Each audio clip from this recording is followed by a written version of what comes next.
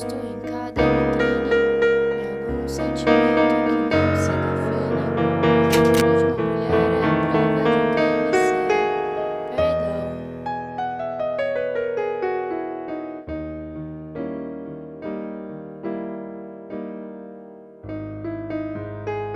Eu enxergo seu rosto em cada vitrine, em algum sentimento que não se define. O orgulho de uma mulher é a prova de um crime sem.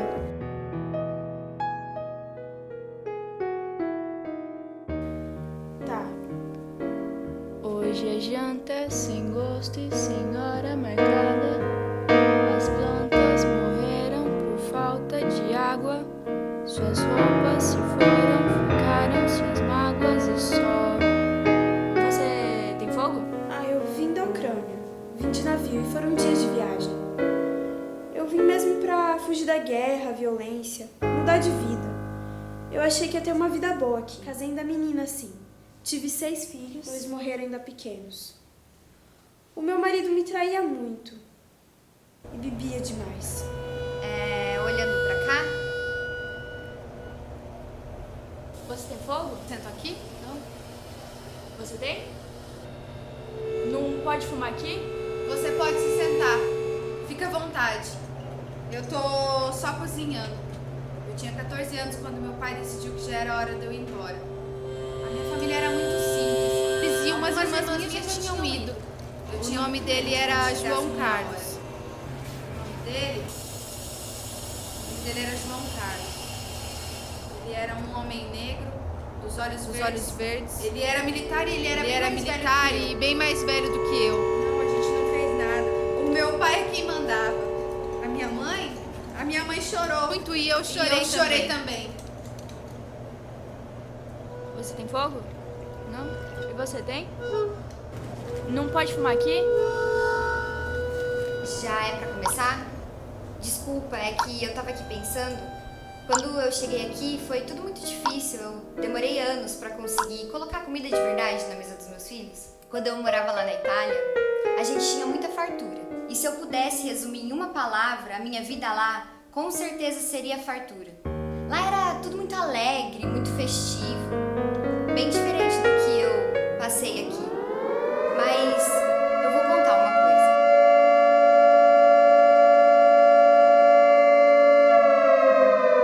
Não pode fumar aqui? Eu tô tentando parar e eu sei que me faz mal. Mas é que esse era o último cigarro. O meu pai me dava conselhos que eu sabia de cor. Conselhos esses que se aplicam em algum sentimento que não se define. Em algum sentimento que não me define. Porque ele não sabia que o orgulho de uma mulher é a prova de um crime sem perdão. Hoje pela manhã eu me vi presa novamente. Mas é que a culpa é da minha memória, que ela tá sempre lá. Mesmo que eu não queira, ela tá sempre lá. E aí eu me peguei pensando no meu último casamento. Até que de todas as realidades que me foram impostas, essa não era das piores. O problema é que um dia eu olhei pela janela, eu me vi presa e na promessa de que eu voltaria eu fui. Mas eu não voltei, né? Não voltei, né? Não voltei, né? Não voltei, né? Não voltei, né? Não voltei, né? Não voltei, né? Não voltei, né?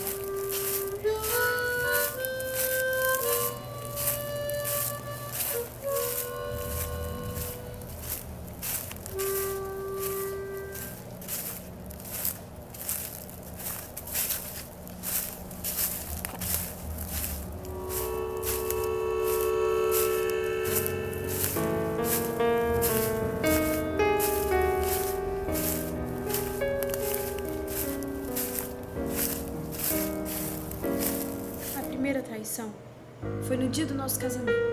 Os convidados ainda estavam na festa, todos me cumprimentando pelo dia que deveria ser o mais feliz da minha vida. Então ele sumiu e eu fui procurar. Mas quando eu cheguei no fundo da casa, ele estava beijando outra mulher. Ana Rosa casou com Chicuta, um caipira bastante atrasado. Levava a vida de carreiro, fazendo o transporte era seu ordenado. Batia na pobre mulher com a vara de ferrão de bater no gado.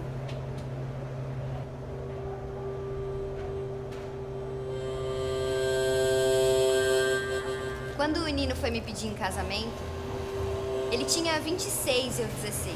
ele chegou em casa, ele sentou no sofá. Na sala estavam as minhas 4 tias, o meu pai e a minha mãe. Aí ele fez o pedido e meu pai logo aceitou. Na sala estavam as minhas 4 tias, o meu pai e a minha mãe. Deu 3 dias, a gente já estava se casando. Eu lembro do veneto que as minhas tias fizeram no dia. O cheiro de erva doce espalhado pela casa, o gosto salgado do bacalhau. E se eu soubesse o que me esperava aqui, ou melhor, não me esperava, né? Eu tenho muitas saudades do que eu vivia lá, das pessoas que eu deixei pra trás.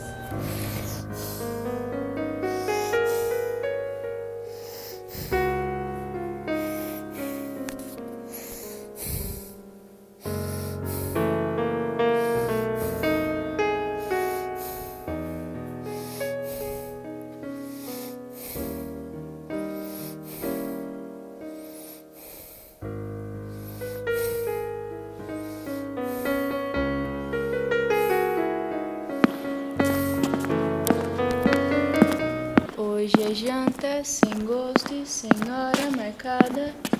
As plantas morreram por falta de água.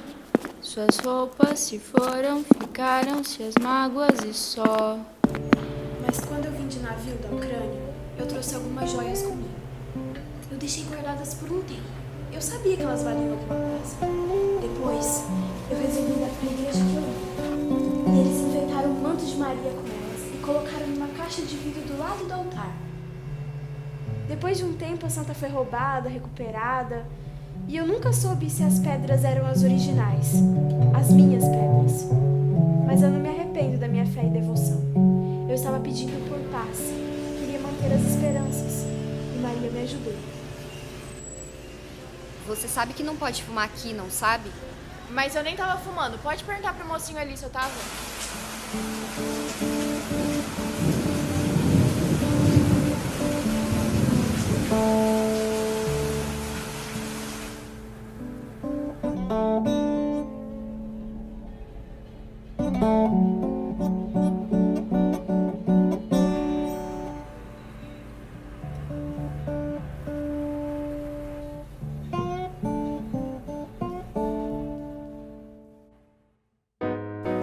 O Nino sempre foi um homem muito charmoso.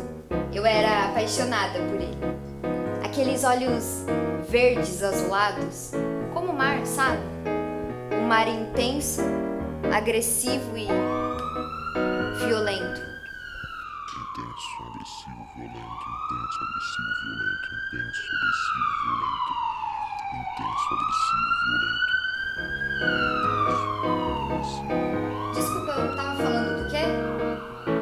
Ah, então, ele foi primeiro. Ele ficou lá por 6 meses, depois disse que era pra eu pegar as crianças e que já tava tudo certinho. A gente, na época, não tinha muito dinheiro, então eu entrei fugida pra dentro do navio e lá a gente passou fome, frio, sede. Mas eu sabia que quando chegasse aqui ia ser tudo diferente. A gente ia ter um cantinho só nosso, igual ele prometeu. Mas quando eu cheguei aqui, não tinha nada. Não tinha casa e nem o marido. Cuidado. Não podem acreditar em tudo que elas falam. Elas estão aqui todas pelo mesmo motivo. Eu me lembro do dia que a minha irmã Helena foi embora. Nós estávamos brincando num pé de amora. Ela estava com um vestido florido e ela estava bem feliz. Papai chamou, ela olhou pra mim e disse que a gente ia se ver em breve. Eu nunca mais vi a minha irmã. Você não tá ouvindo? Sempre essa hora eu ouço gritos. Ela tá tentando dizer alguma coisa, você não tá ouvindo. Vocês estão ouvindo? Ela tá tentando falar alguma coisa.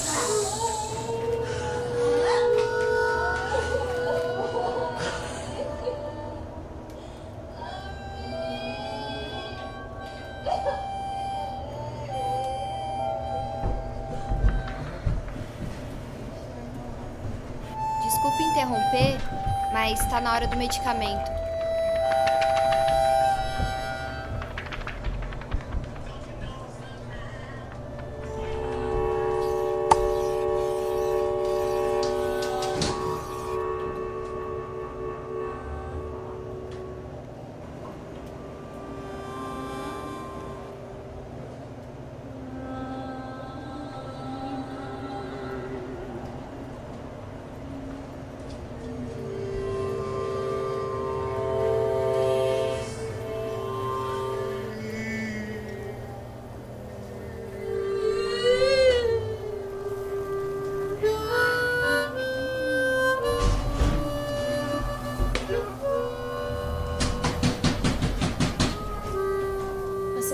se repete na minha cabeça é de como minha mãe lavava as roupas.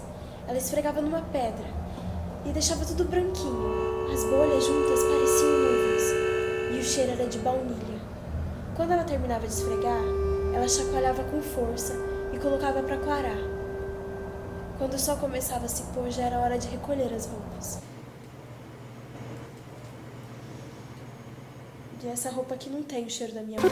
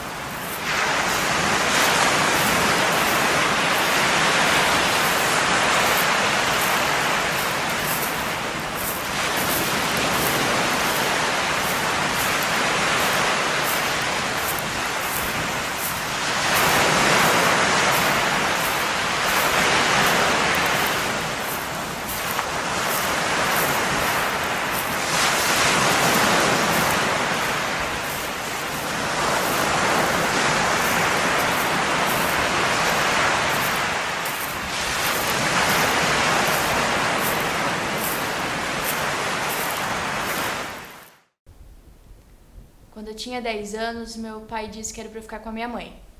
Que eu já tava grandinha e que tinha que aprender com uma mulher como cuidar da casa.